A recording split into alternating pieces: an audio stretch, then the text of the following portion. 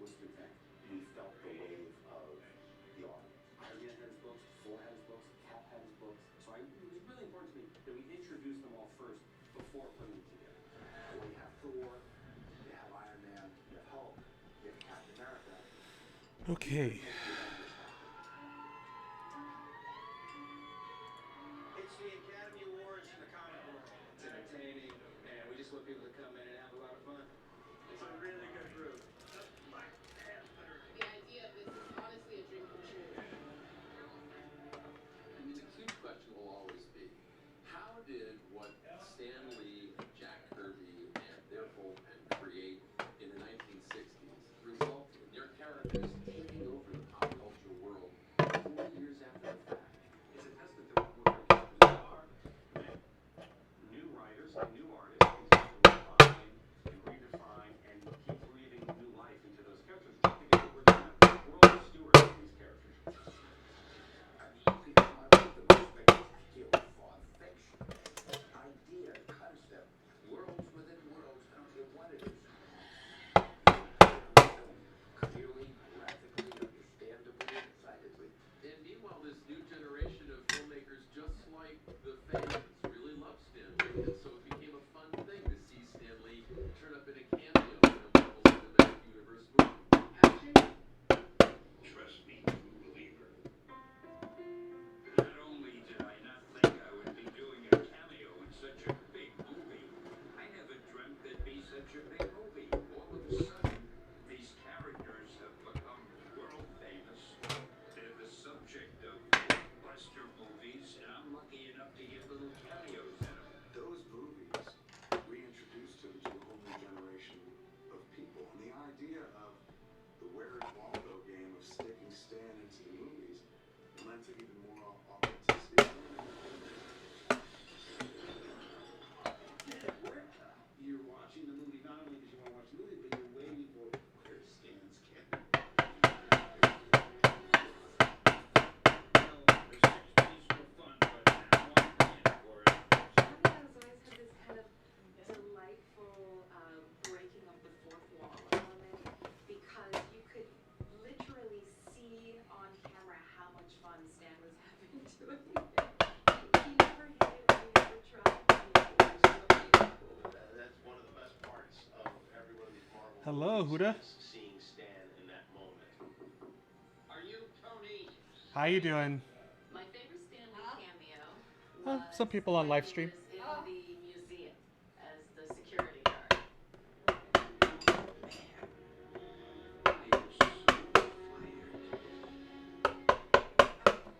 And it's touching to me. How you doing, Huda? His career as a cameo.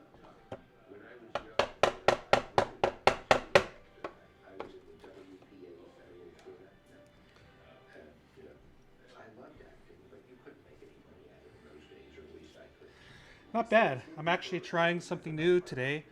I'm actually creating a Zen garden for my healing crystals. I was kind of inspired last night for a Zen garden. I was like going through TikTok, and that's actually when I came across something about Zen gardens, and it just occurred to me that I want to be able to respect my healing crystals because I have a bunch of them, like a purple amethyst. I have a quartz rod, even a rose quartz right here, and I just have them like sitting right here on top of my little wood boxes. But I wanted to make sense with them. I wanted to connect with them more. So I'm going to make a little Zen garden. So what I did is I went to like the Hobby Lobby, like a hobby store of some sort, and try to not just find like an all-in-one kit. I wanted to make one myself because I feel like that if I make the kit myself, or if I make this garden myself, I'll have a lot more appreciation. And while I was like you see, I'm piecing all this out because all this was in there. I had to pop these out. I'm gonna turn down the volume here a little bit. Long lost tape from Stan, only now seeing the light of day for the first time. Dear Stan. There we go. Should be a little bit easier to hear. So yeah, and kind of documenting what I'm doing right now.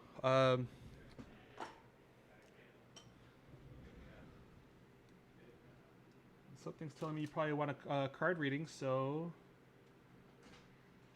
you got a reverse Six of Pentacles, which is about, you know, sharing and balancing and stuff like that, and I think that's something you could probably get into.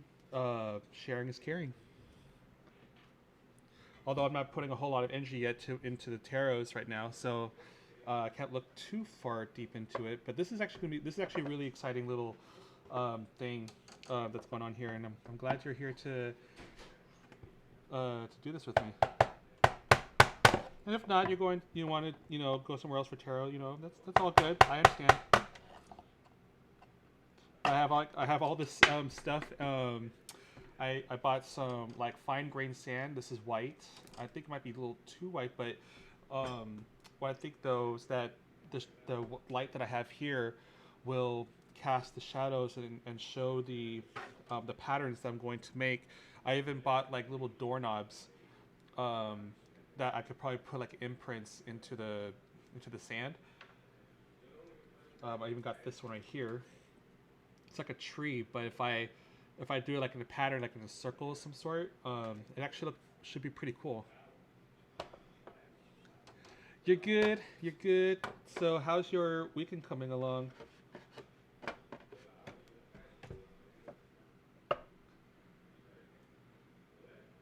You want to make a pink one, like a pink Zen Garden? You should totally do it. I think that would be really great, because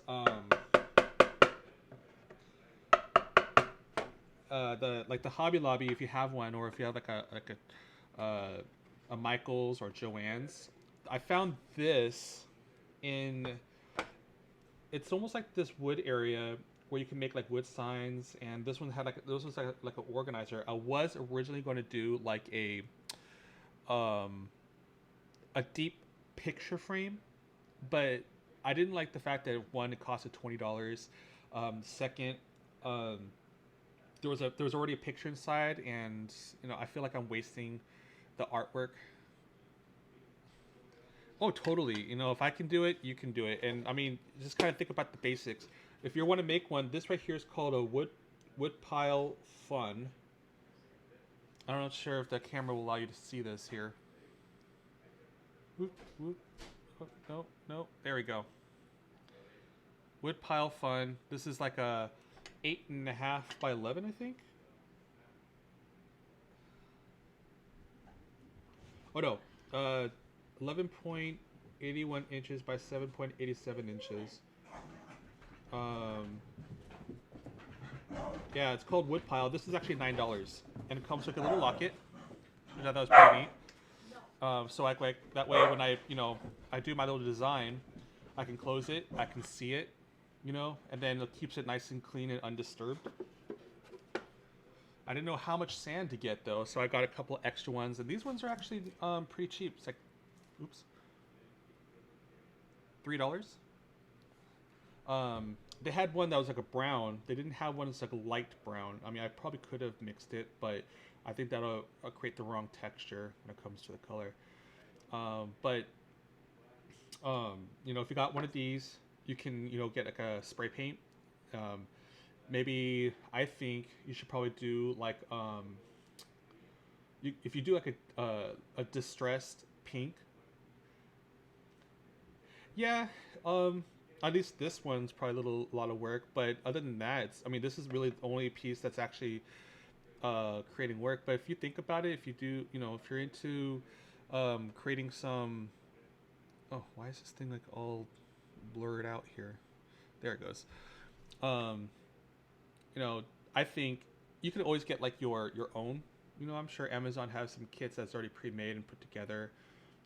Me personally, I think it's all about like making a connection. You know, I wanted to make a connection and feel proud with my work.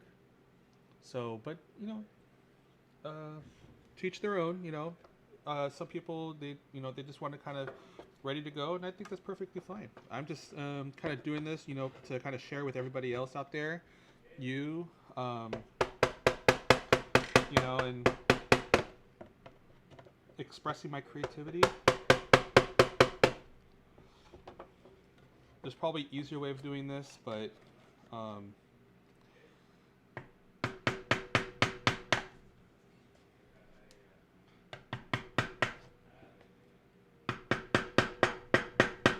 just have to be very gentle because the bottom's actually kind of thin, I noticed.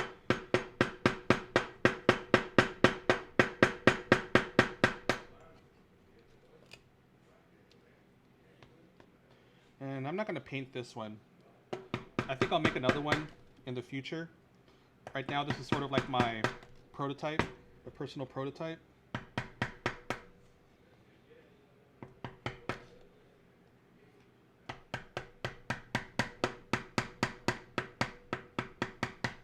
There we go. It's looking pretty cool. Now I really don't need to do a whole lot of trimming here because the sand's going to be pretty high. You're practicing your tarot cards? Nice. What kind of tarot card can you pull on me?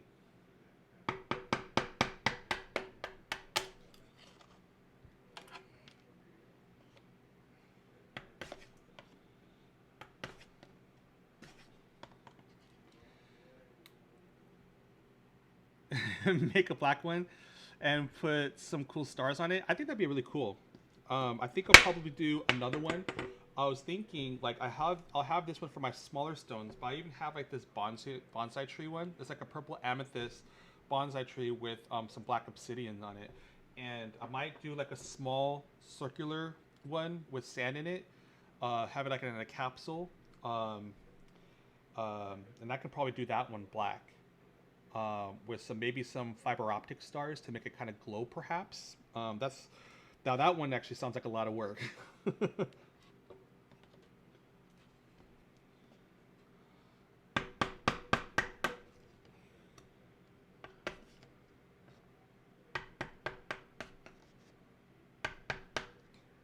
This is shaping up pretty nice. So, what kind of card did you pull for me, Huda? If you don't mind me asking. If you did do that for me, that is. If you haven't, all good. I pulled up a strength card just a second ago, I think. Which deck did I do that on? Right before I did this, I was recording myself. Yep, I pulled this card, a strength card, right before I started doing all this. So I'm pretty excited by that. I have 4 decks so far: Energy, Oracle cards, and Rider-Waite Tarot. Ooh, nice. I haven't gotten into the Oracle cards yet. I just have like the traditional Rider-Waite, and I also have the Angel cards by Doreen. I forgot her name.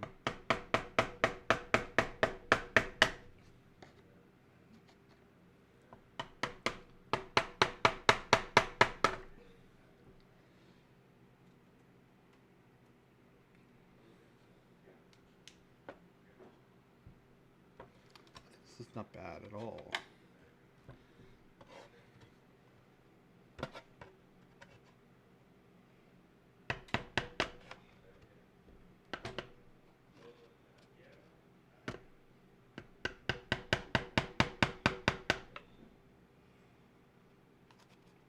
Yeah, there's going to be a lot of sand in here anyway, so I think I did pretty well here.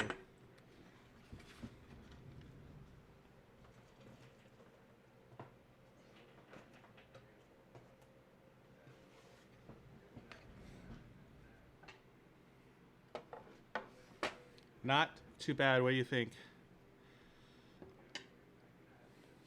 Maybe off, but I got the High Priestess and the Tower. Ooh, interesting. What are look into your feelings? Like, don't look too much into the story of it, Huda. You know, close your eyes for a second. Look at the story of what the card's saying, like the pictures. Look at all the imagery. Look into your feelings. You know, don't take it for face value. And what do you see?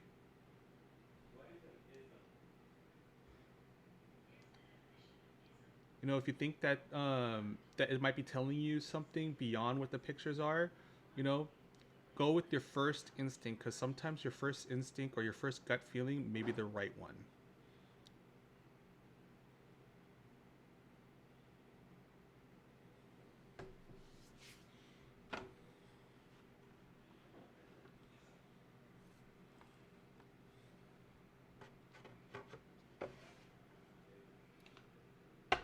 And I'll share you my thoughts on how that might be resonating with me a little bit.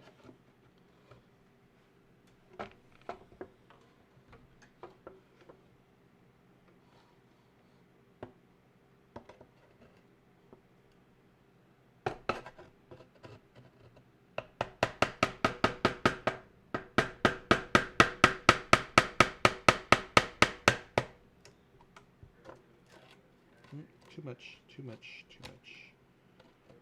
Okay, I think that's good enough.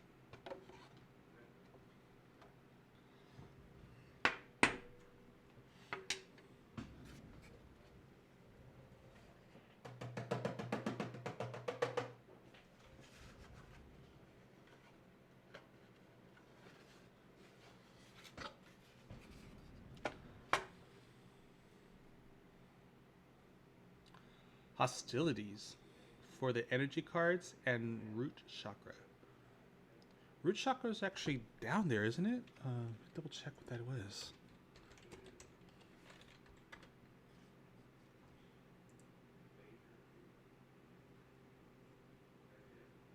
Like the root chakra is like down at the tail, right? If I'm not mistaken.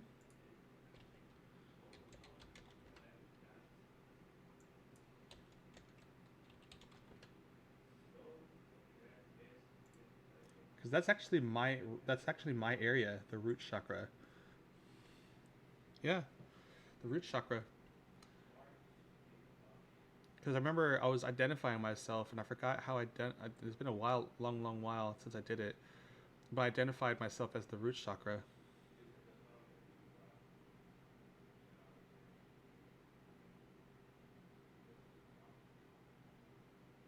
But I can understand the hostilities actually.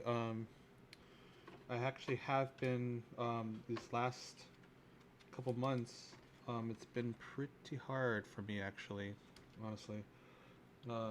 Been going through a lot of family and other things like that, and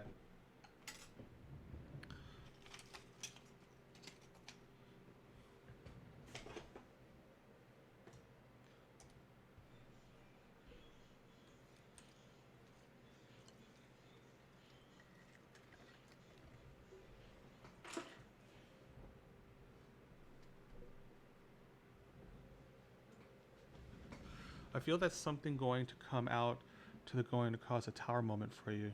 Just practicing. Yeah, no problem. I can understand that. You know, not everything is always going to be perfect. What do you think that the tower is in reference to? No, don't be sorry. It's okay.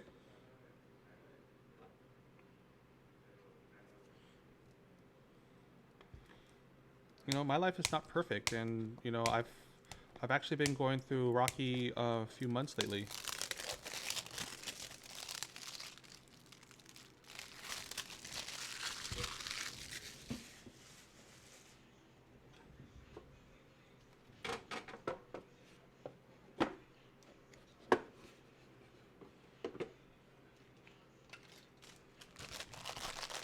What do you think that the hostility is towards?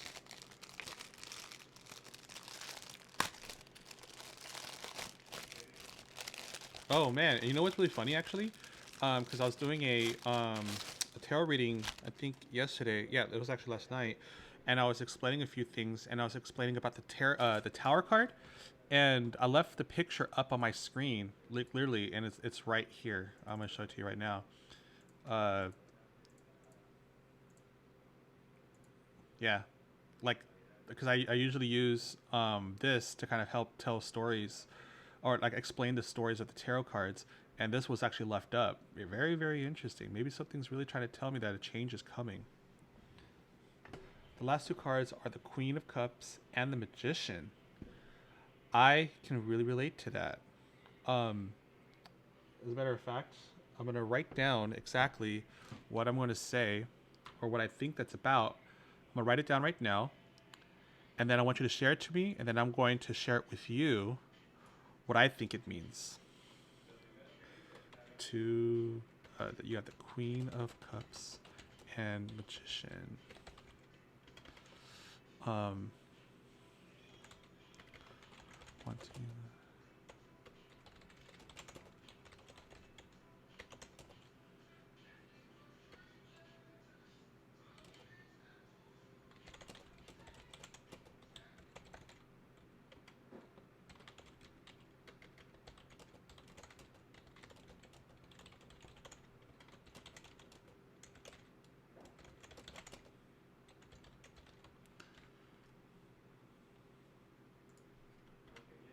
All right, so this is what I wrote just now. You should see it on the screen. No, the tower is definitely not a bad card. People see it as a bad card because the fact that, you know,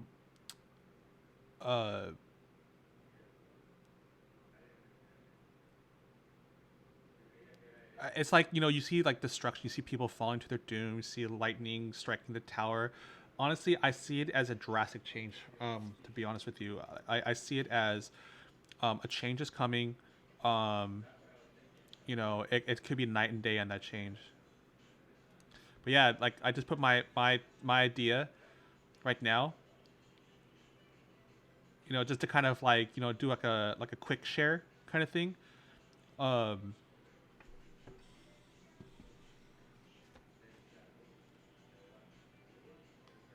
Okay, these need to be cut a little bit smaller.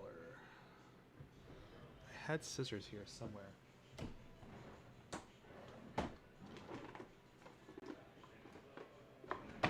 Here it is.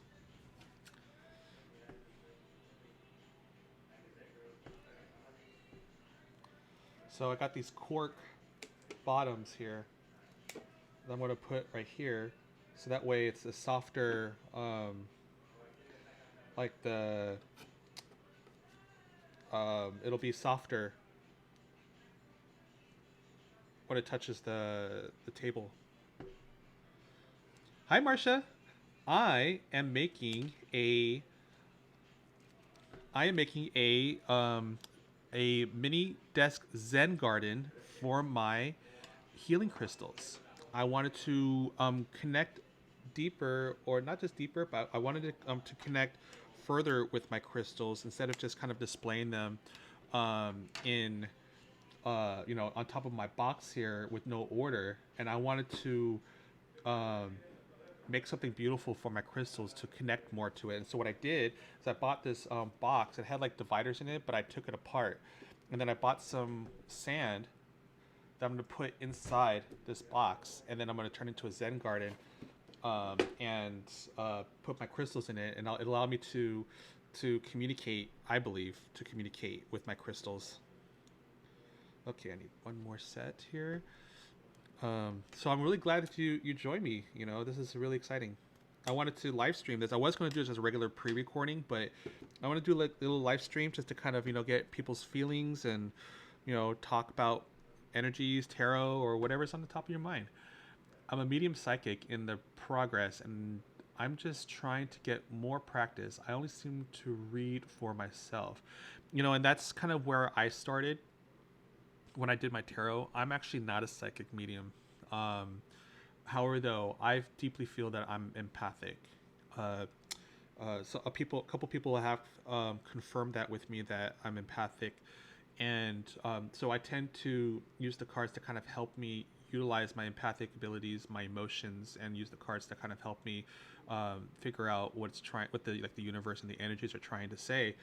And I'm saying a lot of ums here. I'm trying to reduce that, but with the empathic ability, I can't say I use a psychic power to help me look into the future, but it does kind of help people with current events and advice.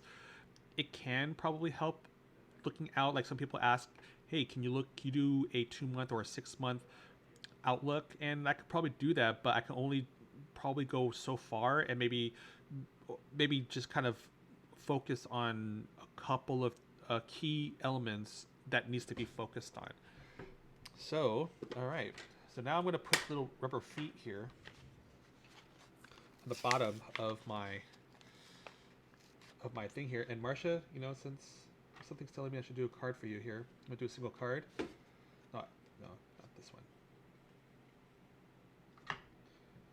Cut this deck. Ego. This is also the double card in the Raider Weight deck.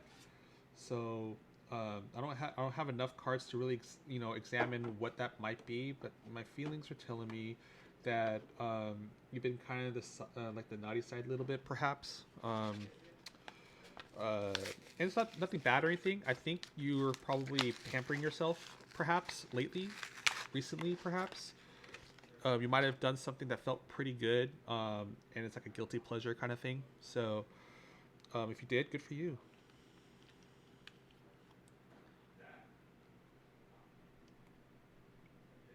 Okay. So what I'm going to do here, and these feet here are not really looking very symmetrical, so I'm going to have to cut some more, and they're kind of breaking apart a little bit.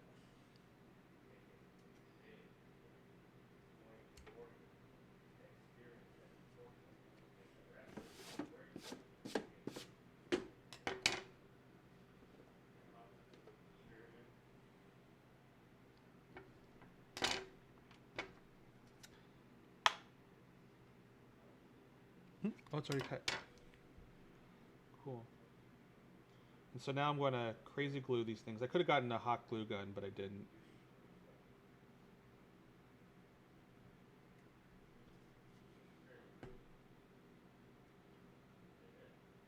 Where's my glue?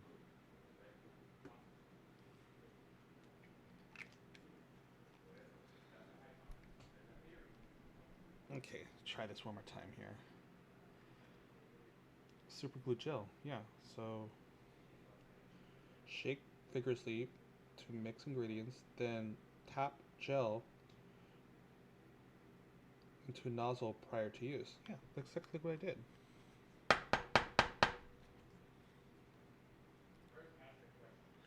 The cards was the throat chakra. Interesting. It's funny you said that because lately I've actually been opening up a lot with my feelings, emotions, and utilizing my voice to express what I want in life.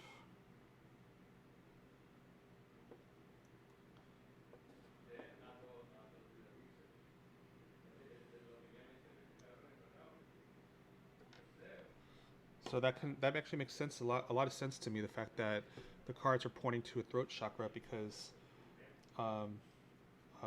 lately, is actually a matter of fact, today I've been using my voice to talk more about my feelings.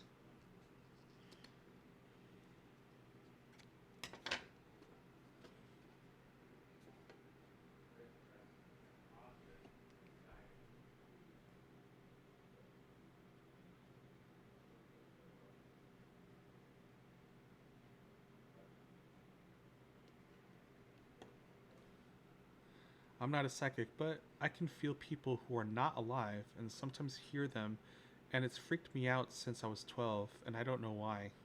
Well, the unknown is definitely very freaky. I'm very, very much for the paranormal. I watch a lot of Paranormal Activity and stuff like that, but I know that those shows could be fake and everything, but I definitely believe in, like, I mean, yeah, the afterlife and everything, but what I also believe in is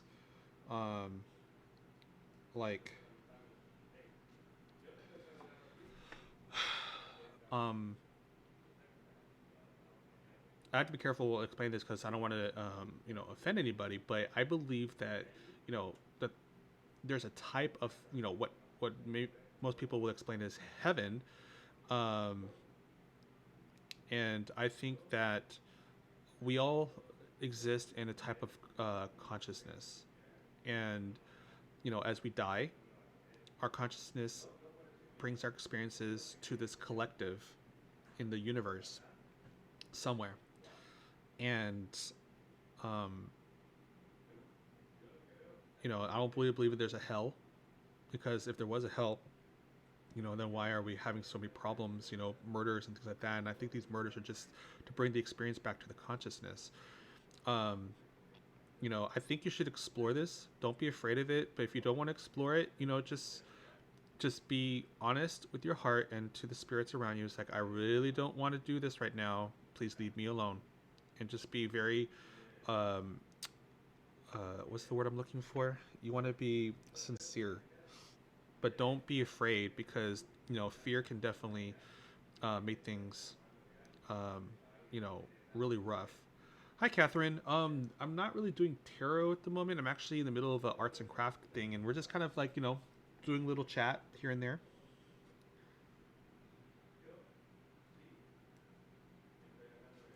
And you're welcome to chat with us. But I will draw a card for you, though. Let's see here. I have the Chariot for you, Catherine.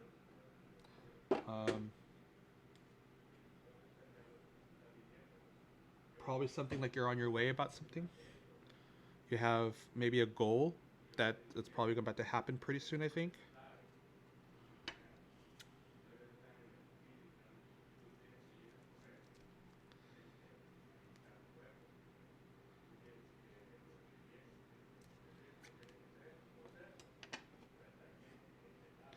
I want to give you some love.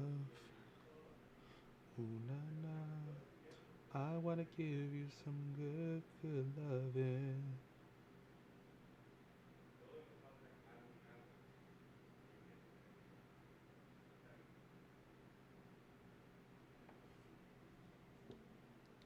And right now, I'm just making some feet for my box here. And a little chunk here is in the way. There we go.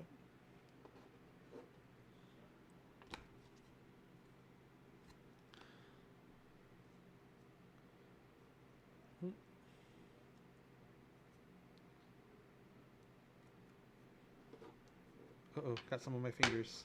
No.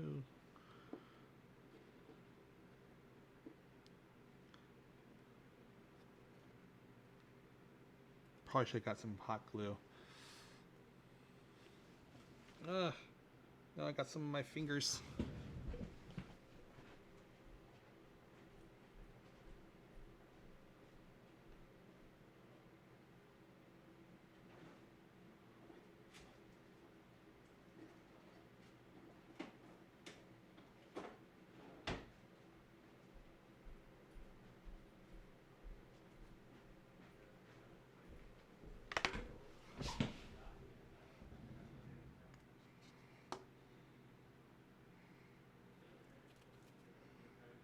Ugh, God, now I'm gonna have weird fingers, like this extra layer of something.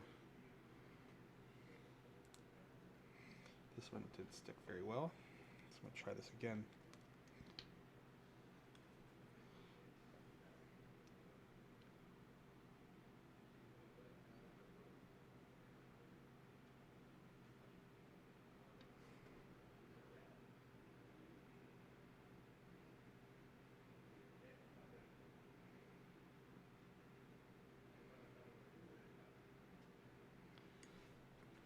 You're welcome.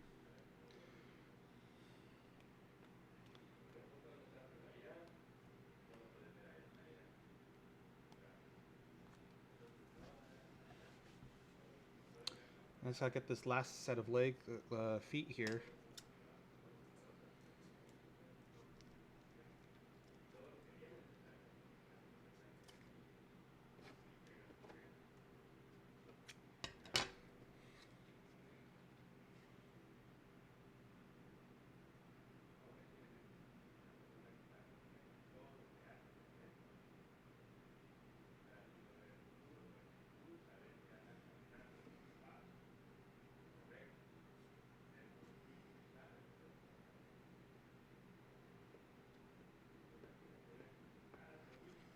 And I made now a mess. Look at that.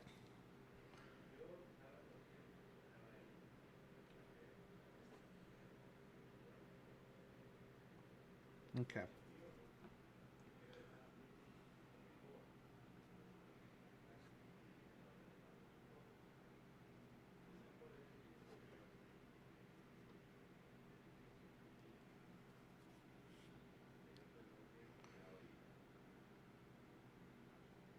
It's not sticking very well.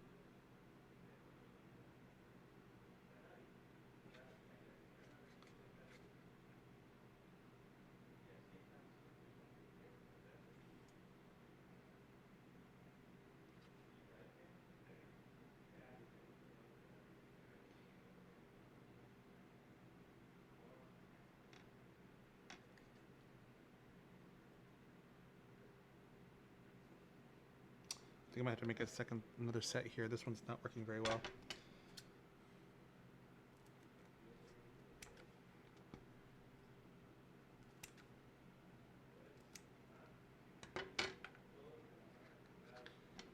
Thank you for letting me pull some cards on you. I think I have an idea of what the cards are telling me. Hey, no problem, Huda. Why don't you go ahead and let me know what the cards are telling you? And yeah, Catherine, I'm making a little mini desk Zen garden for my healing crystals. I had an inspiration last night that in order for me to connect better with my healing crystals, and to be one and harmonious with them, and to also express my creativity, I'm making a little Zen garden. So right here, this is like a little box that I have. Oh, man, these things are falling apart. Not good. I guess I can't do double feet. I'm just gonna have to do single feet. But I bought this little box here. There were some dividers in it, but I broke the dividers off. It has like a little lock on it. Come on, there we go. There's a little lock on it. You know, there's some hinges, so I'm able to, you know, protect the sand. But I will have some sand in there, along with my healing crystals. Like I have my quartz, this right here, and some other cool little crystals. And last year, I had this inspiration to build a solar system to represent the universe with my crystals. And right now they're just kind of sitting in this little dish that I have, and I feel like that it's not really doing a lot with them just sitting there on top of a little box that I have, and I wanted to kind of do more with that. So I'm making a Zen garden to help me, you know, I believe, to communicate with my crystals. So yeah, hopefully this will turn out nice. Let's see here. If I can get these feet to stay put. But I think that I might have to do single feet for now, which is fine. Yeah, I think I'm gonna do single feet. All the single feet? Oh no, I can't believe I just said that.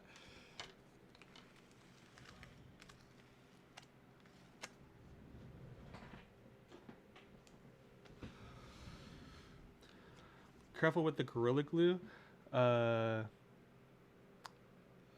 My son glued my hair to, to my pillow using that glue as a prank. I was living my best life with a shaved head for a few. Oh no! Well, you could say that right there is a definite drastic change. Hey, you know what? But some women actually look really nice with short hair. It's kind of edgy, you know. So maybe your son's trying to tell you something. Oh no, that's funny. I'm sorry to laugh, but I mean that's kind of a, you know, a little funny story to tell. Oh boy, did your son at least record the prank? And Catherine, yeah, like, you know, I've seen a lot of people, you know, have these candles and things like that, and I think that was well and good, you know, where it just kind of like sits flat on maybe like this little, you know, mount of some sort. Um, on top of a like a desk perhaps, and I just want to be. I want to find a new way of communicating. Like I could definitely talk, I can use music and stuff, but I think that um, honing onto my creativity, which is I believe probably my strong suit, within my spirit, my feelings, my emotions. Um, I think that if something was to resonate with me, it'll resonate with the crystals as well, and then it'll really allow me to communicate with them. So, um, so like every day or maybe or every week, I can do like a new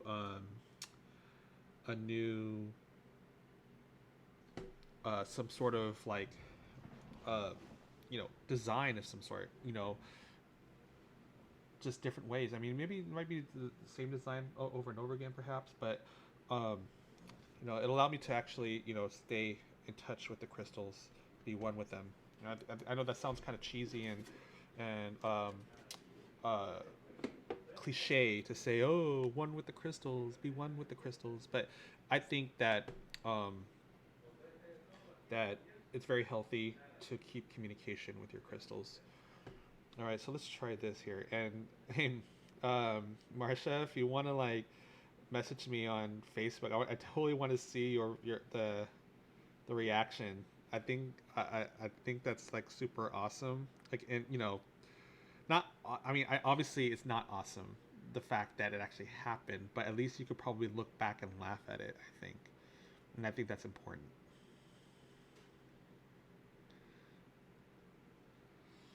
The best part was I have twins and still don't know which one. So they they probably tag teamed on you, perhaps. You think about it, they probably did tag team. They're probably like, let's get Mama. Okay.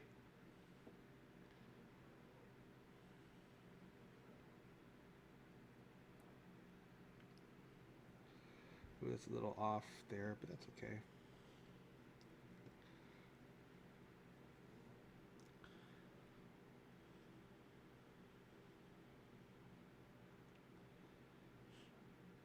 I will now. So Huda, you mentioned earlier you think you know what the cards are meaning. So I'm totally open to hear what you have to say. And don't. And here's some advice for you, Huda. As a aspiring tarot reader, because I'm aspiring too. I wouldn't call myself a professional, and I don't. People definitely have the experience, but professionalism is kind of hard to put a label on that, because it's really just about bringing on your experience and being friendly to as many people as you can, right? And to bring on some answers and practice is what makes it perfect. There's always going to be someone who knows more than you, and you can always say I'm a professional, but there's always going to be someone probably more professional than you, right? So, um, my feelings are telling me that uh, you probably are very, very shy when it comes to doing this, and I don't think you should doubt your abilities. Uh, the more you talk, the more you engage, the more experience you're going to have with this, and I think the more fun you're going to have too. You mentioned that um, you practice with yourself often, and I think that that's great. You should probably expand off that. And if you want to practice, but you don't have anybody to practice with, you can watch like a movie or a TV show that you never watched, then draw cards on it. You know, the universe, the universe doesn't just necessarily have to be specifically on people. It can be, for whatever you want. And as long as you understand what the cards talk to you about, right? Like you can have your basis, your base platform about these cards, um, like understanding the story, but as long as you understand how the cards communicate to you first, then you'll understand that your energies that influence the cards is trying to tell you something. It's almost as if that like I'm English, the universe is Spanish, so I have to learn Spanish in order to understand the universe. So once I learn Spanish, then the universe is able to communicate with me. And I think that's how it is. The universe, in my belief, the universe will actually, it'll come to your aid and it'll actually adapt to your communication, to how you interpret things, and it'll use that to your advantage, right? So that's my belief for you, or at least that's my advice to you, what you should do with this.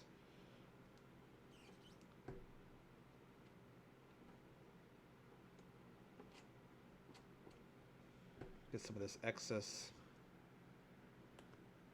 Some of it already dried already. That's good.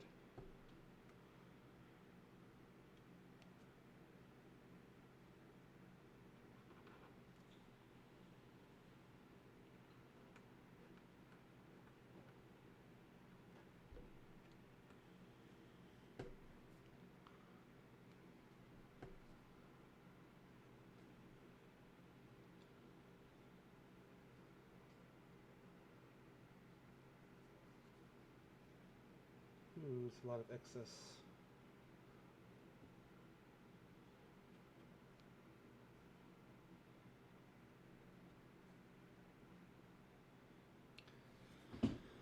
Whew. This is looking pretty cool. And so, oh yeah, so I haven't showed most of you already. Like this is the sand that I got from the Hobby Lobby. Is $3 for like a pound and a half of sand. So I got a few of these bottles, a couple more I think in the car actually, but I got maybe 4, maybe 5 of these because I wasn't exactly sure how much of this is I'm going to need. I might need all of them, but we shall see. And I'm about to order on Amazon a little rake, like a bamboo rake for this. But for now, I'm actually going to be making it out of chopsticks. Oh boy, those are feeling really good. So if I was to put this down, oh yeah, it's better. Gives it a nice cushion.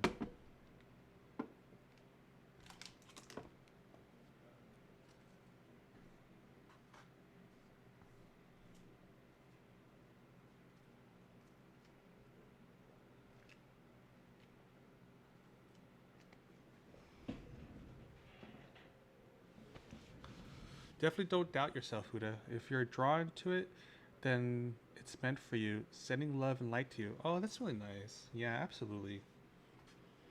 We're all aspiring, and there's never one better person than the other. You know, you're going to have a lot. There's definitely a lot of competition out there when it comes to tarot. You just don't want to become one of those type of tarot readers where they're kind of shut off because they believe that they know better than you. Just because they have the gift or not. But I think tarot is about sharing, caring, exchanging information and energy. And, what you're doing right now, is definitely very humble. And I think that right there, being humble and also showing a little bit of humility with your talent, it's going to go a long way. I honestly think so, and that's more of like a personal opinion than what the cards and my feelings are telling me. It's just what I believe in. Ooh, okay. It's time to put some sand in this puppy.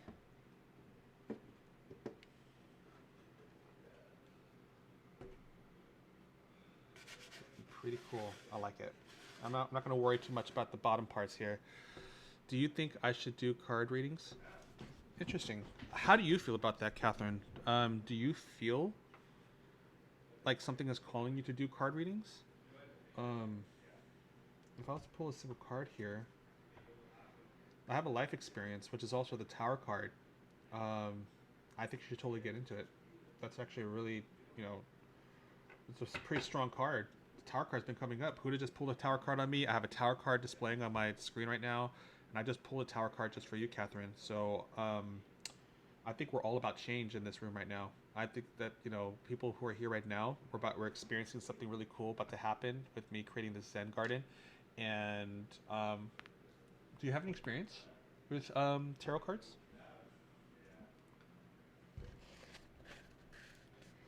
I get that work on the root chakra with the throat chakra, the high priestess. You may have to voice your opinion on something that may cause tower moments, which will make you more creative. Ooh, Huda, you don't know how right you are. I mean, I actually had a pretty deep conversation today, and that's exactly what happened to me today, word for word. I'm not joking you, and I'm not trying to bend it or see the truth within your words. Like I know that's how some queerants will work, to where you read something and all of a sudden they kind of express, "Oh my God, that's exactly what it is," when it probably isn't. They probably just kind of mold their experience to kind of fit your story. But what you just told me right now, yeah, creative, emotional, and that you're the magician, you can manifest. Oh yeah, that is exactly what it is, Huda. And you know, that's so cool. Um, you know, like what you just said, like that's monumental, and that's what I use. That's the word I use actually for the tower. You know, I actually had a very deep conversation today, and actually yesterday too. And you're definitely spot on. And I'm not trying to see the truth within your words to fit. That's exactly what actually has happened to me. So good job on that, Huda. And you know, you maybe say you're just practicing. My my other advice to you, um, like when I go to karaoke and I go sing a song, sometimes I'll say, "Oh, you know, I don't know the song very well because I'm very shy and I'm afraid I'm gonna mess up and everything." But this is how I see it. If I sing a song and I sing the song like a note, like really really bad, hi Ilani. If I sing the song really badly, I'll sing the note as bad as I can in the best way. So I'll sing the bad note so well that it's gonna sound like I did it on purpose, right? So what I'm trying to get at is just, you know, just when you say just practicing, you're kind of like shooting yourself down. You're not really, you know, you're not doing it purposefully. It is a little bit like maybe on the subconscious of it, in a little bit of fear as well. So instead of saying just practicing, you could also say something like, "Let me know if this resonates with you." Um, and instead of saying just practice, why don't you say something like, "Tell me if this is right or wrong. And if it's wrong, tell me why you think it's wrong." Because you need to then take that information, apply it to your current reading, and see what you may have missed, and then take that as experience and build upon it. I think some tarot readers may be afraid to be wrong because the fact that, you know, tarot reading is kind of fortune telling. But being honest about, you know, your mistakes creates a stronger connection. I mean, you know, it's gonna you know be hit and miss sometimes, with the queerance experience. But I think that instead of saying just practice, focus on the facts. Did this tarot reading or did my reading for you work for you? Did it work for you? And if it didn't, tell me how off I am, and then have them explain it to you what has happened. Then look at the cards and your feelings and see how you can adjust yourself to those feelings and what the cards are. And that way, next time when it comes up again, you're going to be like, okay, I've seen this before, and this is what it is, right? So it's going to take a lot of experience building, Huda. So I think you're on the right track. Just think differently about yourself and your abilities. Hi, Alani. Yeah, I'm kind of glad you're here today. Kind of not doing tarot reading today. I mean, I'll draw a card for you, but right now I'm actually in the middle of a little arts and project kind of thing where I'm creating a mini desk Zen garden for my healing crystals, because I had an inspiration um, last night. Here goes the sand. I had an inspiration last night where I need to communicate more with my crystals, and a Zen garden came up, which made lot of sense to where I can be creative around. Ooh, look at that! That's so cool. Um, this is so cool. I'm like super excited, you guys. Um, Hi, empowered. Um, I might do a little reading later on. I actually might do a few readings, seeing how well this goes. But yeah, so I feel that, because Zen Garden is about, about flow, about creating imagery, and I think that I can communicate with my healing crystals um, through art. Um, so here comes my next bottle of sand. Oh, I think I only need 2 bottles here. This is, may not even need 2 bottles. Holy cow, this is actually really cool. Oh my gosh, you guys, look at this. This is so neat. I need to get my chopstick out. Where's my chopstick? I gotta do this. I want to draw something. Hold on, let's see. I got my little star doorknob to do a little imprint, so let's see if this works. Oh, look at that, guys. This is so cool. If I could probably do like a pattern all around this.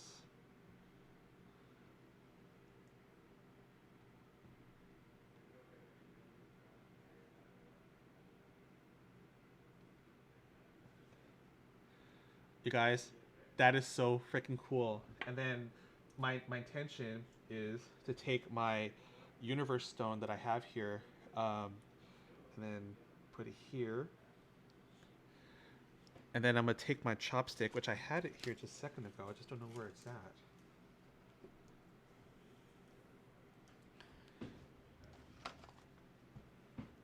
Chopstick.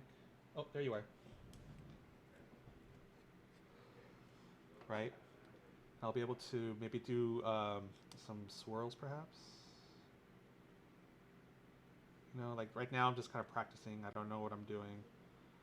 But I think that's okay because, it's all about learning, having fun with it.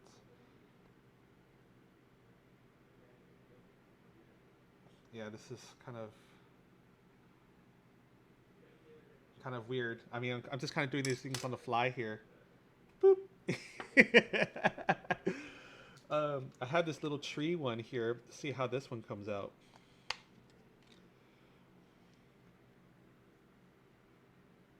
I don't know how I'm gonna pick this up though.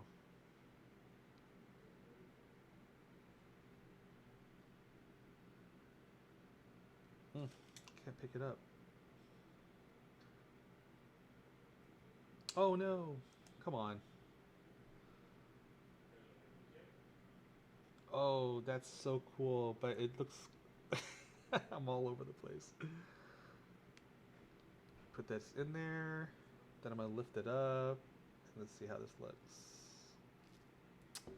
Come on. That kind of came out pretty neat.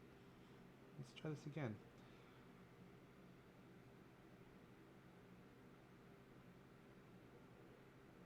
I'm making... No, it's not coming out pretty nicely, but let's try this now. I gotta put a knob on that. This is not working very well. It was only $3, but it's okay. Oh, shoot. That's one thing I forgot to do. And so I have to put it down to the bottom. My $2 bill.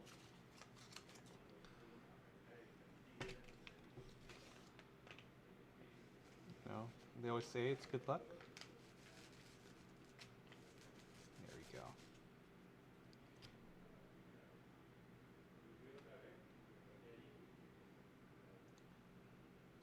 Oops.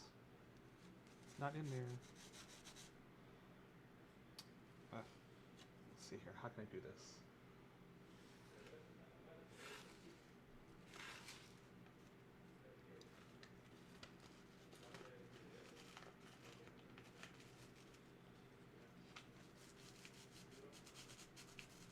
Absolutely, absolutely. You have a lot of crystals. I think you should totally get into this. And then I'm going to put my $2 bill in there. Hopefully it doesn't resurface like it just did a second ago. I just got to be very, very careful. Probably put maybe a little bit more sand, I think. What do you guys think?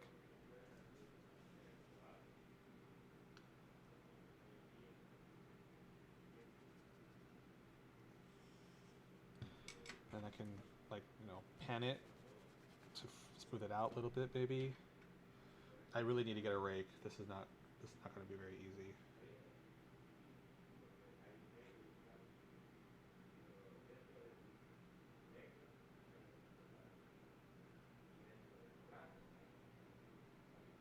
I need a rake. I totally do. That's good. I think you should like I wouldn't say I have a ton of crystals, but I have plenty of crystals here. As a matter of fact, you're about to see them right now. I'm gonna put them in. Let's see here. First, I need a star. Oh, you know what? Before I even put my crystals in there, I think that we need to cleanse this real quick. So first, I'm gonna get my sage. And I even have a smudge sticks too, so.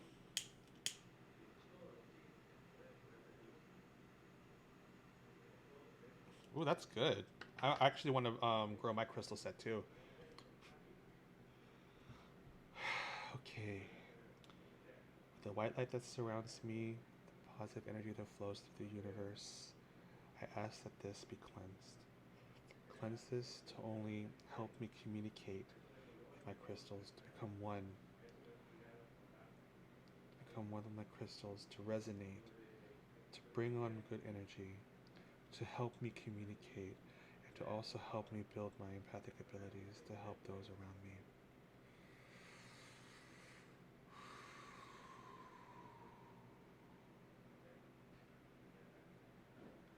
Drop a little bit of ash in there.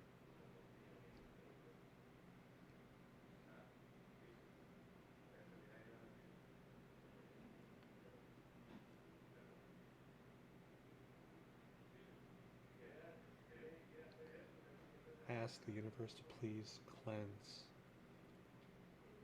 cleanse this new box of sand, my Zen garden. Help me let it grow, help me communicate with love, high energy, spirituality. I wish to only use this with the intention to communicate deeper with my crystals. Help me communicate.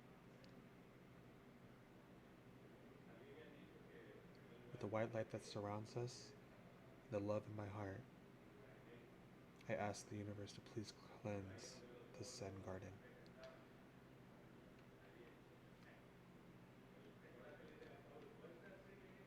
We're in New York, so I have to make sure my energy is very protected. Oh yes, because New York is something else. I've only been there once when I was a kid, but I know that New York can be kind of I wouldn't say a handful, but I think it's definitely something to, you know, to be. Uh, I just put it out. It fell. What am I trying to say? I think it's full of different types of energy. It's not bad, but it's definitely different types of energy and people. How can I prop this up somehow?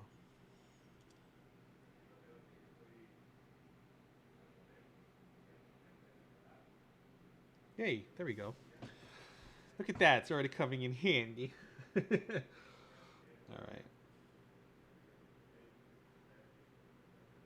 There's my purple obsidian. Not obsidian, but it's my purple amethyst. I have my clear quartz.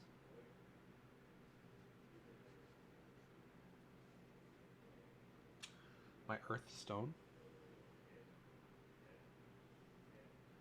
I have a black obsidian. Let's see here. This one is the blue chakra crystal. I forgot what it was called. It's my blue chakra crystal. Ooh, you know what? Speaking of which, I'm gonna put my obsidian here. My blue. Oops, man. Let me see here. Bring this back. Bring this back. Bring it back. Bring it back. Bring it back. Bring it back. Okay. There's my blue that goes right there. This is my sunstone. So I'm actually going to put this here with the earth there because it's the third moon from the sun. And then, let's see here. Here they are. See, this is how it's been sitting. My crystals. And I wanted to do something better for them.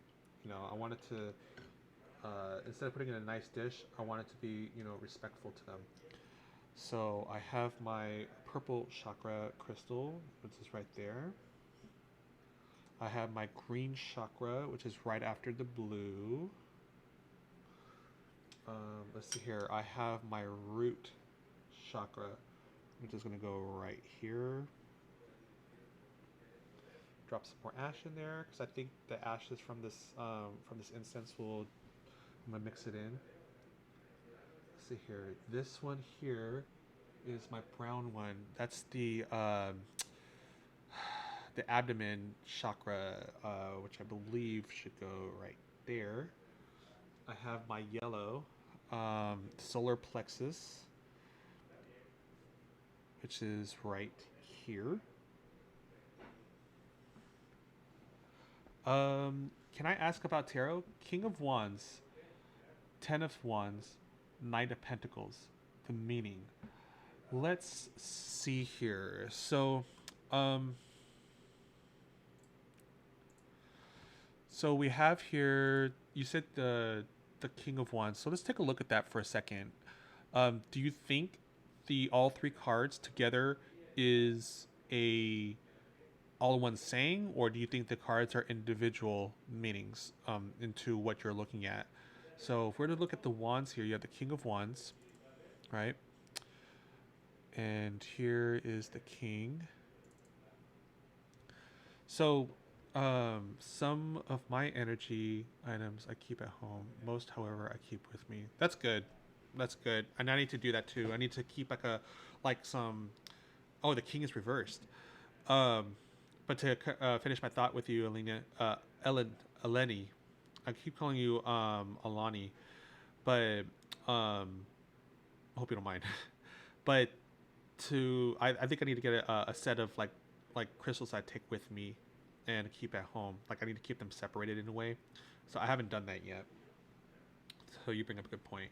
Now, Billy, so the King is reversed. So I think that, at least with the King, I look at this picture and I see, a blue sky. It looks like he's in a desert. But the wands, if we look at this, like the meaning of the wand, like before I go to the King, tell me, Billabani, what do you think the wand itself represents?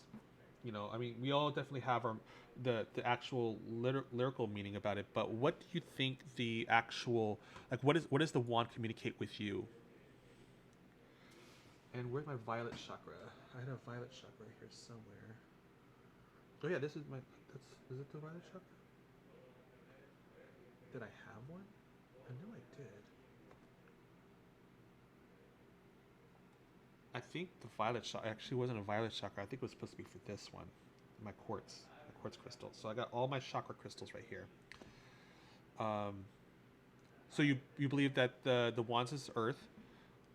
Okay, like what other symbolisms do you believe the wand stands for? Like it shouldn't just be for one thing. Like collectively, how does the wand communicate with you? And I'll share my thoughts with you in just a little bit, because I don't want to throw off your influences. Protection is really important. Humans are also carrying a lot of energy. That's why it's so important to protect your energies. Oh yeah, I completely agree, Alani. That makes complete sense. Like you're not alone. You're not alone on that one. Here's my tiger eye. That represents the Saturn. And then I forgot what this one was called. It's like a brown one, and I think it's the moon. I think this is my moonstone, if I'm not mistaken. And that belongs here. I ask about harmony. My boss. I feel it's about loyalty. Okay. So you feel that the wand communicates to you in terms of earth, loyalty. Give me like one more, and then I'll look into your cards. Like give me one more thing you think about wands. Here's another yellow quartz. I think it's yellow quartz that I have here. Let me put it right here. I have a black obsidian pyramid. I think I might keep this with me because I think of this one as sort of like a compass. Like it's going to act as a lightning rod in a way, I guess you could call it. I'll put it right there for now.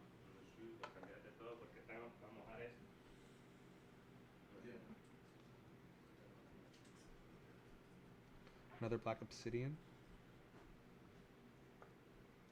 Ooh boy, I think I'm gonna need to get another thing here. I didn't really realize I had a lot of crystals.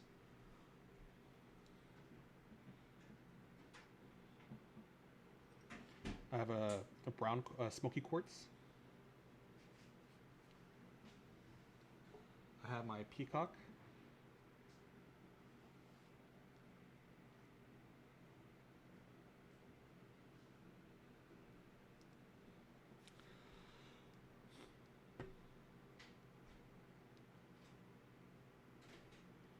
I'm a very intuitive.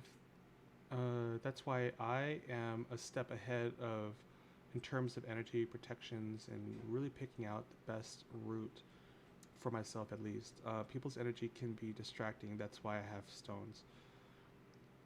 You can't think about the ones. So here's my interpretation of wands. I mean, wands, in the general consensus is that the wands is like fire, right? Now, if I look at wands first, I think of like a tool because it can be used as, a walking stick. It can be used as maybe even a weapon. It can also be seen as magic, like a wand, for example. It says it's wand, right? But you can also use it as a magic wand, which is also pretty appropriate in these kind of readings. Now, when we look at the elemental side of it, if the wand was, set on fire, it turns into fire. And now fire, if we look at that, is also destructive, but also as a tool. It can help heat up your food.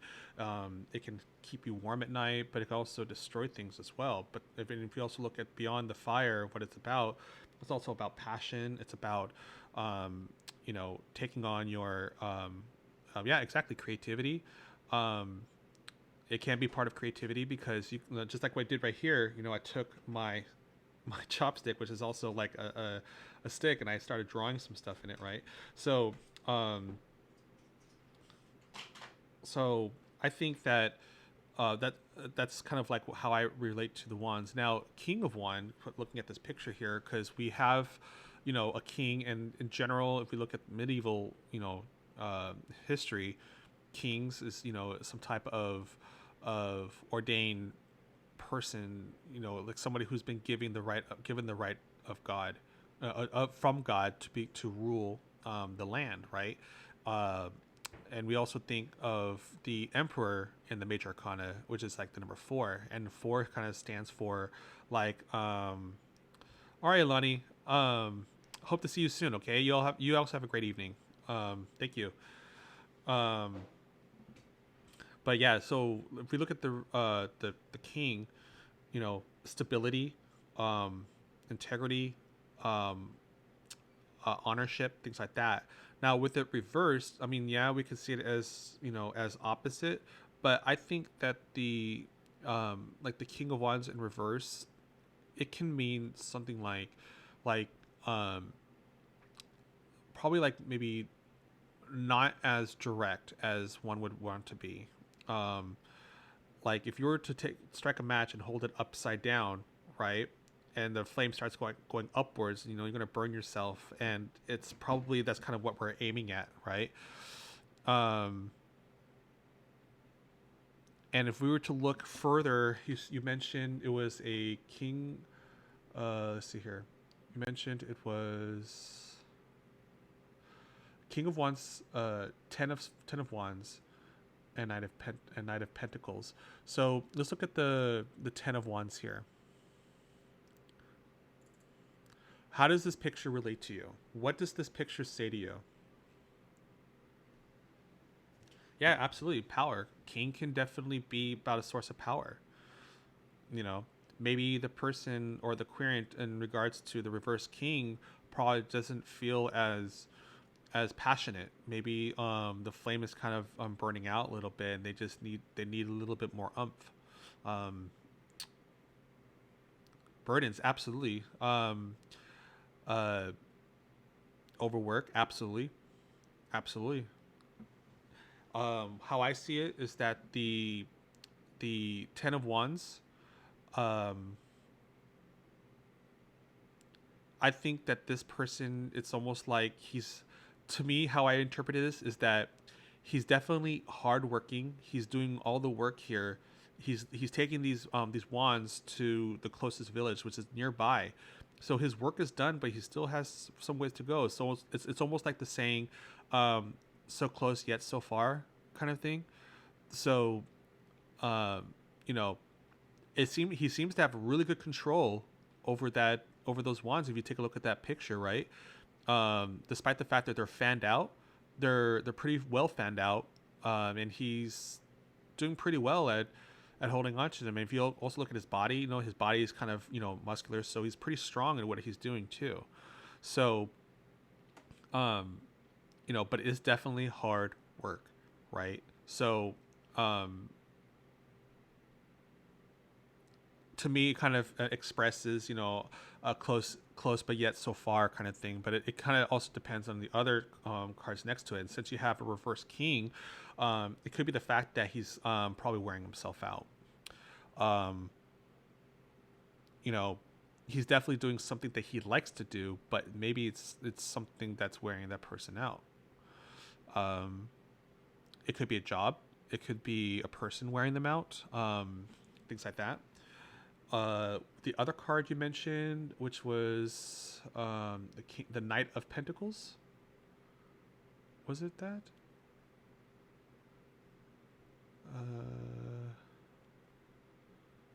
Where is it? Yeah, the Knight of Pentacles.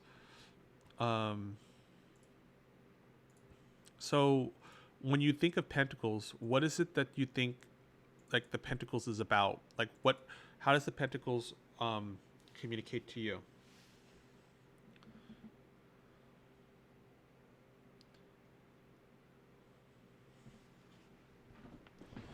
Man, that's a nice display, don't you think? A little crowded. I think I need probably another box of sand for this.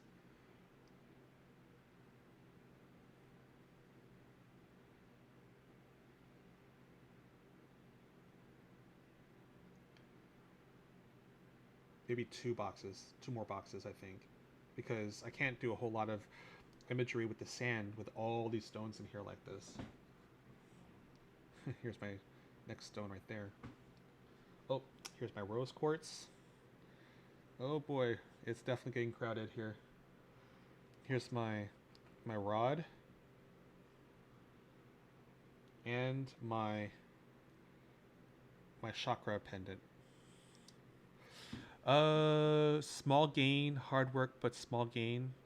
So I'm not looking at the Knight of Pentacles per se. I'm just talking about the pentacles in general. How does the pentacles communicate to you? Just the pentacle itself, like the symbol. What does pentacles say to you?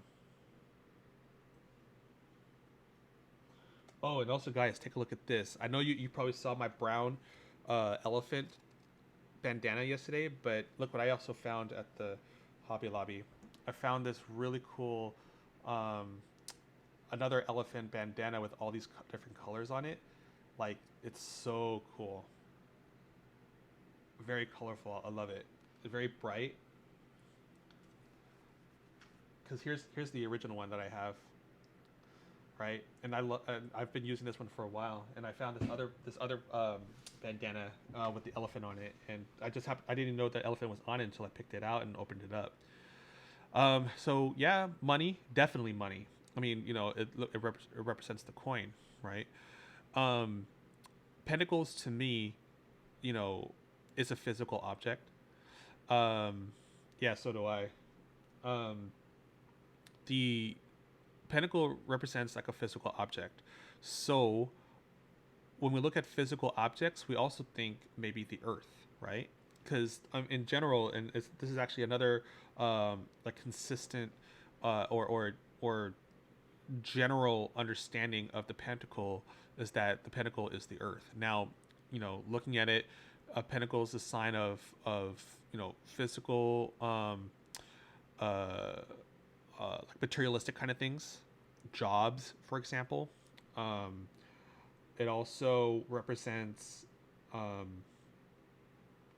uh, maybe the mundane, everyday kind of thing, perhaps. Like, but especially with Earth, because the Earth is about like our the dirt and everything. Again, about physical possessions. So the pentacle can go really far like that. Yeah, absolutely, job. Um, so looking and studying this picture of the Knight of Pentacles, we have a knight holding out the pentacle, right? He's wearing a blue armor, some red vest. He has a black horse. Everything around him is golden. And so when we think of a knight, what do what kind of keywords come to you when you think of a knight? Not just looking at the fact that he has pentacles, but as a knight, what do you think it's all about?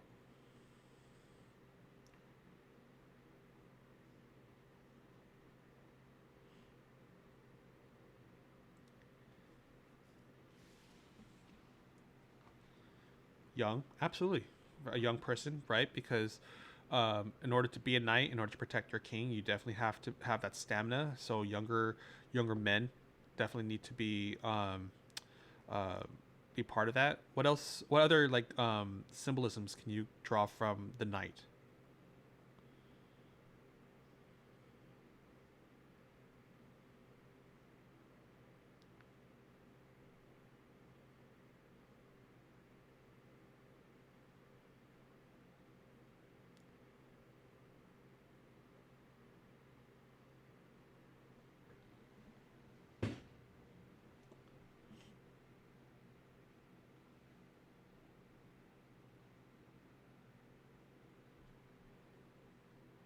Warrior, absolutely.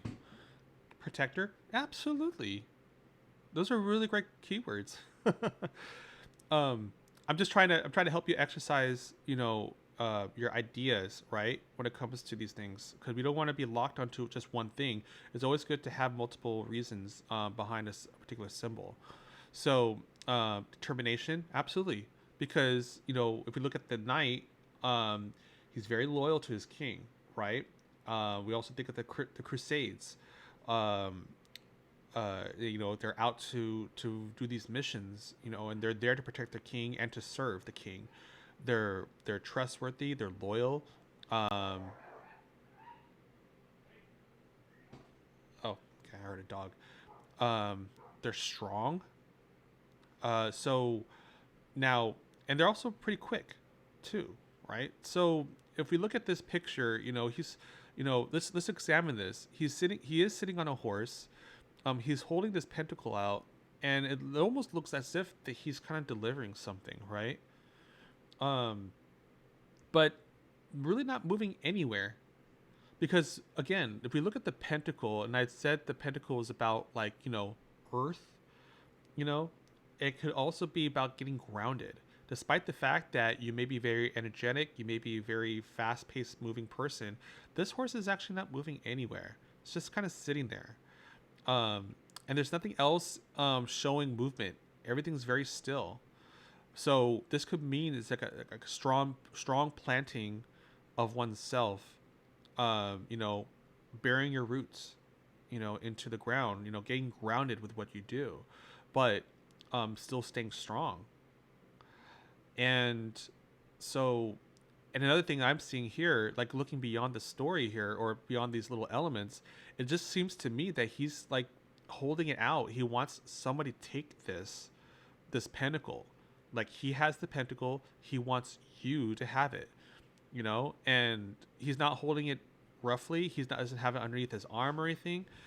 And it looks like he got the job done because if you actually look at his face too, his face on this card, it's kind of like stern. So it's almost like, sir, I got this. I have the job done for you. Now I must go out and continue my mission, right? So let's put all these cards together. You had the King of Wands reversed, the Ten of Wands, and the Knight of Pentacles.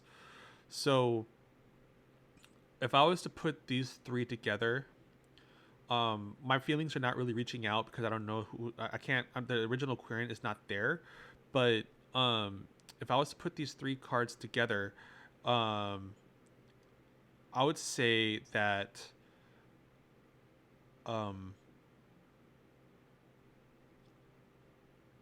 this person is probably trying to get grounded.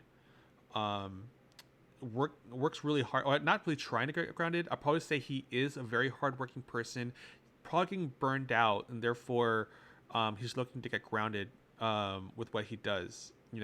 But he's still pretty strong. He's probably still very young at that, and has a lot of energy to give.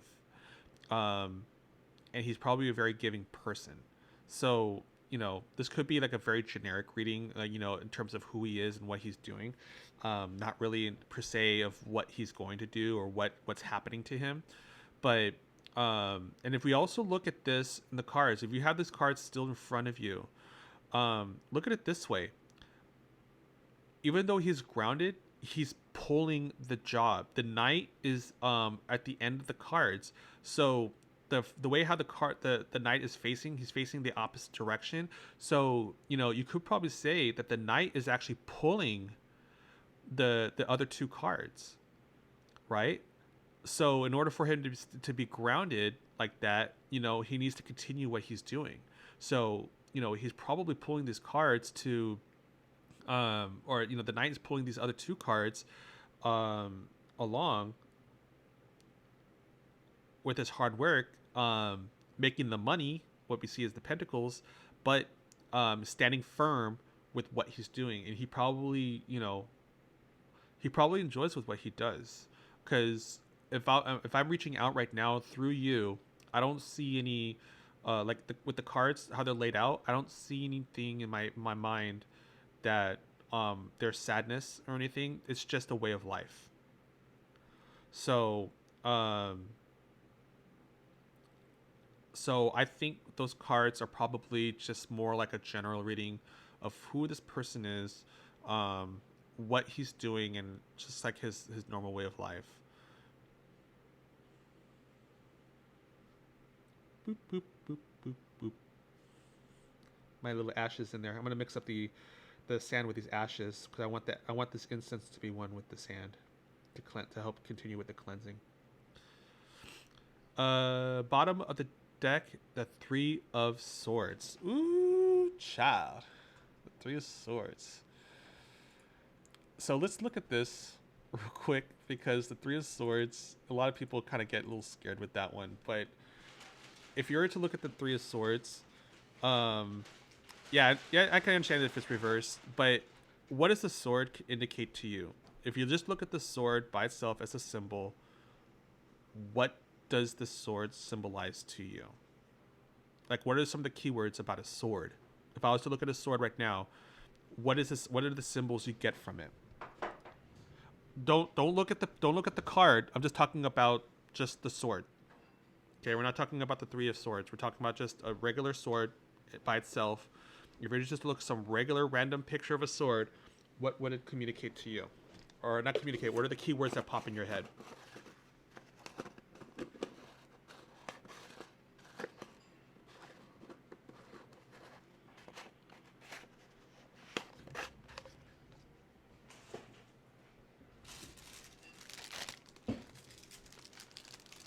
No cross.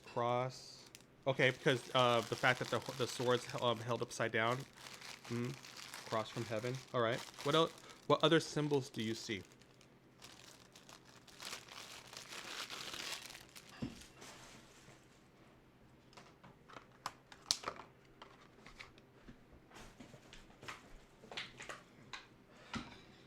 Some of the symbols that I see with the sword, it definitely is a weapon. A sword can cause destruction. It's sharp, it's pointed, and people usually, immediately think that the sword is about, something bad's going to happen. Usually when you see a sword drawn, because it's very, it protects that person, and it can also definitely be used to create harm and even kill somebody. So it can be very protective. Now, the element that's associated to the sword that most people agree with is air.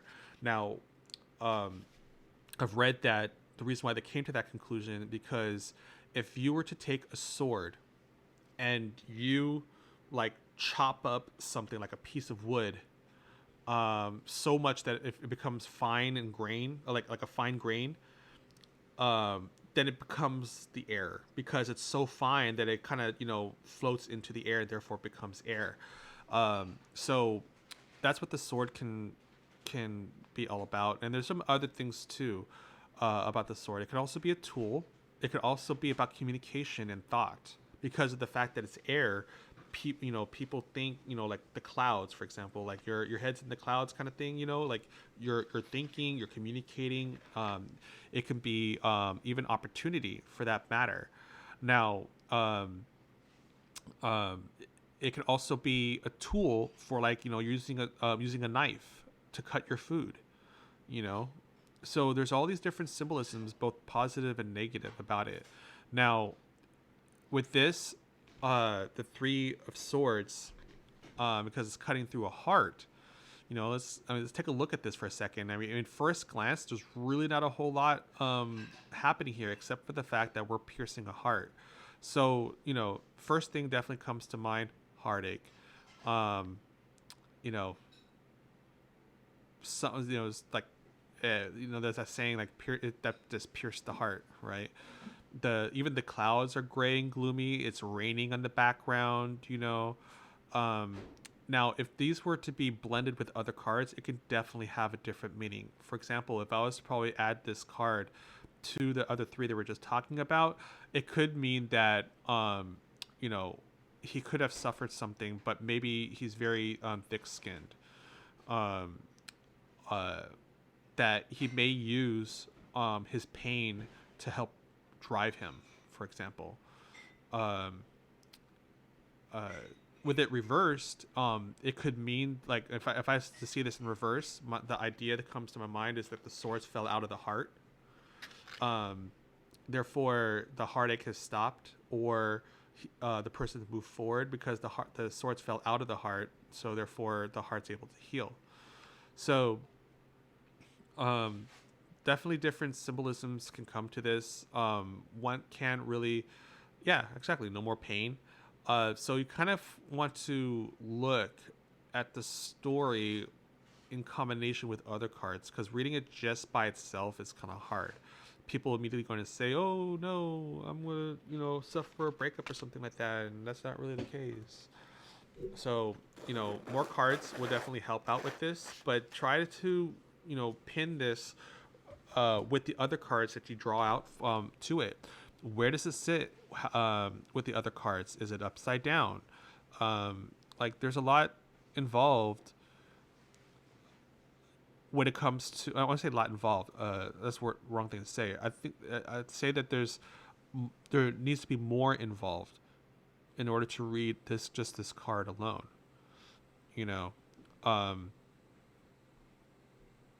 But if you think that maybe this is in regards to the other three that you drew, maybe he's it could also mean like maybe he's getting a pay cut, perhaps. It depends on your intuition and your feelings of what's happening in the reading. So but it could also mean that with the swords being a like about thought, maybe he's thinking about past love. It could also be hi hippie, how you doing?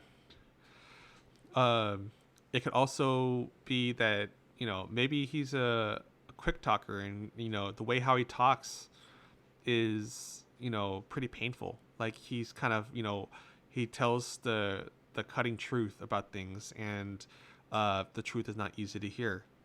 Maybe he's like that, and he doesn't give a shit.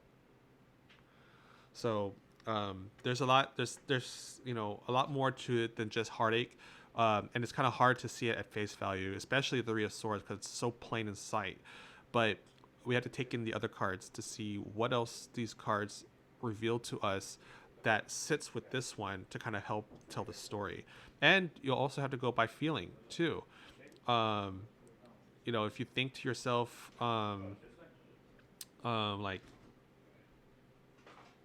like we just said, like this guy's a hard worker and he's grounded and stuff like that, you know, how would this actually, you know, fit in?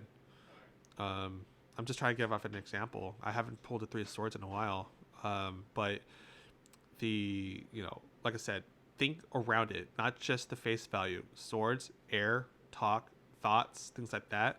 So, and then try to see how that goes with along with the cards. But listen to your feelings first. Listen to your head. Listen to your heart. Listen to the feelings and energy first before you start reading into the pictures, and use the pictures as guidance. Use the cards as guidance to kind of confirm your feelings. You know, and I say feelings a lot because, you know, being as an empath, I can only, you know, relate and feel other people's emotions. But if you're like psychic and stuff like that, then that's a different story. You may have visions, and you can use these cards to kind of help you untangle these visions to be something, to make more sense of something, right? So, thank you. You know, I appreciate that. I love to help. That's one thing I enjoy doing a lot.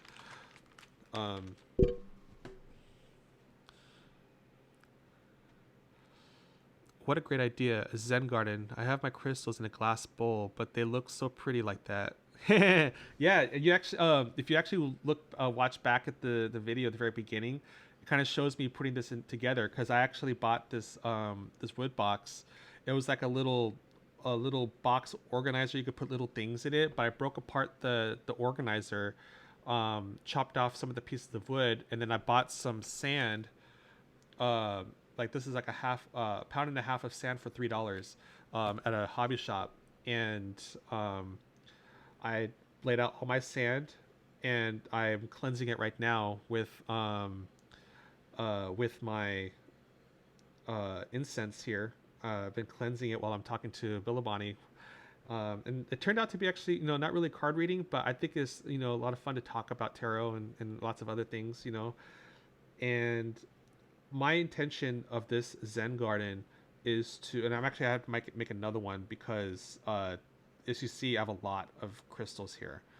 And I wanted something to where I can be creative with the sand to show some type of pattern, and I feel that that's a way for me to communicate with these crystals, is to draw patterns, or, you know, play with the sand to mingle with the crystals and see how they communicate to me.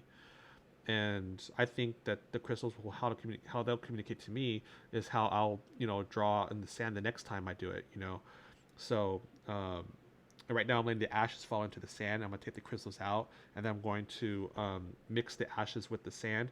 And you might also see it if you do the playback, but I actually put like a $2 bill underneath there, because, you know, for good luck. But yeah, I wanted to find a new way to communicate.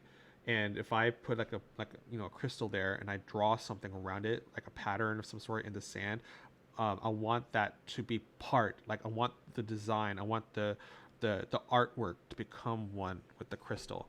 So you know, as far as like what it will communicate, you know, only the crystal will know what to gain from the artwork. I mean, I'll definitely will be communicating through it, but hopefully the crystal will see it too. And I was actually doing some cool things too. Like I have like this little doorknob right here in the shape of a star, and I was putting it into the sand, and it made a shape of a star. So yeah.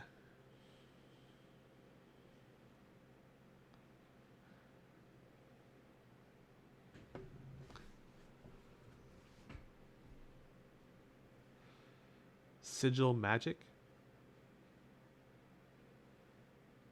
I'm not sure exactly what that is. I'll have to Google search it.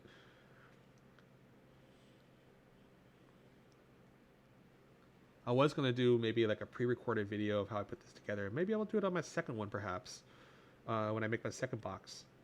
I never noticed until now how behind the heart in the Three of Swords looks like. A thunderstorm. Yeah. Oh, it's funny you said that. I just said that to Billabong. Like, in the background, the clouds are gray. Everything's gray and gloomy, and it looks like rain. It looks like it's raining in the back. So that kind of adds to the whole drama of it. Like heartache, and when it's heartache, we're all sad, or and people immediately associate this card as heartache. And Billabong and I were just kind of like dissecting it. Like, what else does this card mean? Because you know, uh, with that, there's that saying, can't judge a book by its cover. So I try to look beyond the face value of each card. I want to see what else I can do, or feel from these cards that communicate to me uh, uh, you know what the story is of these, like all the cards laid out.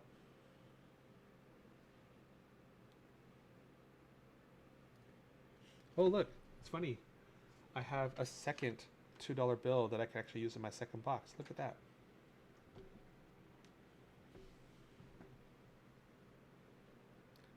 A sigil is an inscribed or painted symbol considered to have magical power. Ooh, that's actually not a bad idea. Um,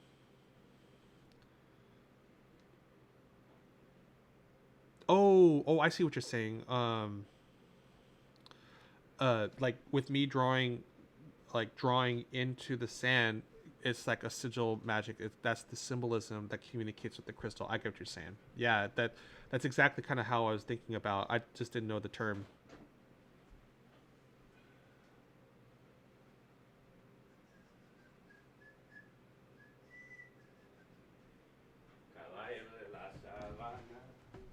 See? I'll get out of your way here a little bit.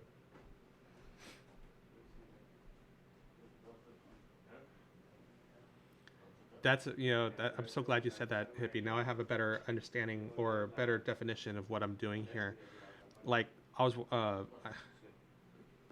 watching TikTok actually, and somebody on TikTok actually did like a Zen garden, and it just occurred to me that I can use this to better handle my crystals. I have a lot of them though here, so it's kind of getting a little crowded. So I'm gonna have to either share this box with some of the crystals that I want to communicate with, and put some away. But I really don't want to put any away. So I think what I'll do is I'll get another one like the same size, with some sand in it, with a window on it, and then um, you know, do different designs for each box.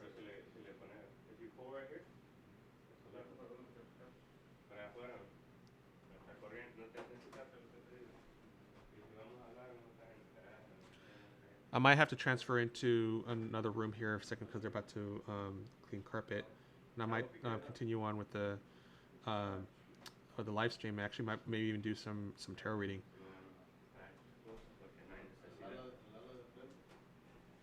Yeah, like this was the dish that I had it sitting in, and it's a pretty dish and everything. It's nice. And that's how it's just sitting, and I wanted to something else to do for it. I have these other boxes that I have sitting over here at the right, and they're just kind of sitting there and collecting dust, and I don't want to do that. I want to be more respectful to them. I have my chakra row right here. This one right here is this one right here is supposed to be my sunstone. That's my sunstone. This was my earth stone, Saturn, and I think this one was supposed to be the moon, if I'm not mistaken. I was trying to create the universe, or like these are solar system with these crystals, because something told me in a meditation that I need to recreate the solar system somehow, and I haven't completed it yet. Always follow your intuition. You can create awesome things when you do. I'm a Pisces, and I love all that stuff. Oh, nice. Beep, beep, beep. A little bit of incense left there. I'm just waiting for it to burn out, and I think the cleansing would be finished with this. But yeah, this actually turned out pretty nice. I mean, total I'll probably spent probably a little bit more than the usual one costs, like on Amazon. This box right here was like $9. The sand is $3 each, and I bought a few containers worth, And then I got some of these pads, these cork pads to make the bottom softer. Some chopsticks and glue. And some of these little patterns that I bought too, which is like $3 each. So total, I think I spent maybe like $35 for everything. I know that kind of seems a little expensive, or than just going out to buy a kit. But I think it's more appropriate to kind of do your own thing, because it creates a relationship with this. And there goes my incense. It's now out, so I'm just gonna smudge this here. I'm gonna save this stick for later. So yeah, I have this the star here, and if I was to put this here, you'll see an impression of a star. I don't know if you can see that. See how that looks on the video. Oh, there it is. I'll put this away over here. And so now, that way, it doesn't get dusty, it doesn't get dirty. I can then just close it, and it comes like a little lock on it. And now I have a nice perfect set for my crystals. And they're protected, and I think the fact that I have it in the sand, that can represent like the universe in my perspective. I haven't really decided yet. All right, Billabong, it was really nice for you to hang out with me and do this project with me. I had a lot of fun. And thank you. Hope to see you again soon. Really appreciate you staying around. Besides, actually, I think I have to go into the next room here because something's about to happen out here. But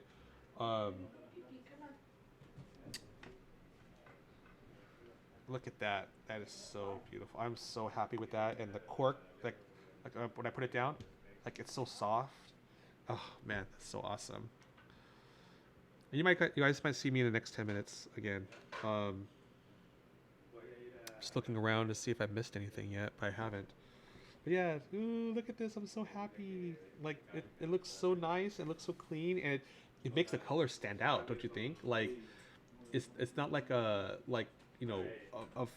soft bottom where it can roll around. Like the sand kind of keeps it in place, like it just really brings out the contrast of those crystals.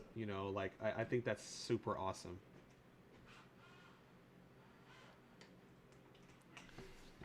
All right, guys.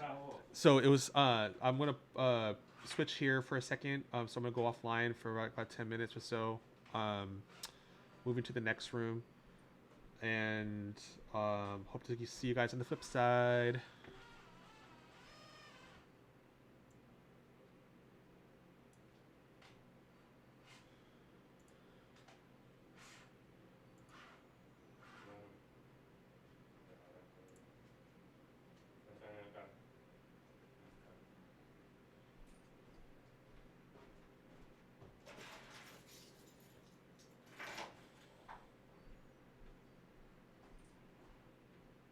Oh, and by the way, you can always catch me on my Instagram and on Facebook.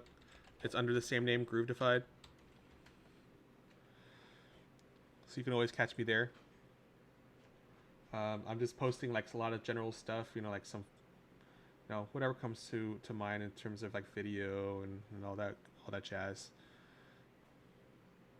All right, I'll see you all on the flip side.